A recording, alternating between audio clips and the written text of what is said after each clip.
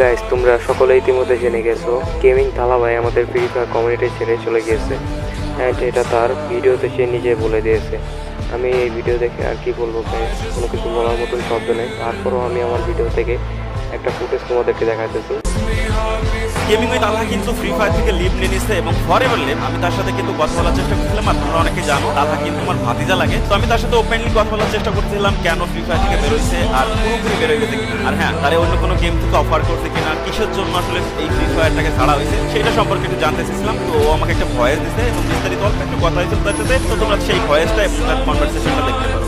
না ওইরকম অফার টফার না, বাট অফার পরিমাণে আসছে আমার বহু বড় বড় গেমসের থেকে অফার আসছে, মানে এত পরিমাণে অফার যেটা কিনে না আমার আগে 5 বছরও দিত না। তো গাইস এই ছিল গেমিং উইথ তালহার কাহিনী। তো তালহার যারা ফ্যান আছো তোমরা এই লিজেন্ডের বিদায় কিভাবে দেখতেছো অবশ্যই কমেন্টে জানাইতে ভুলো না।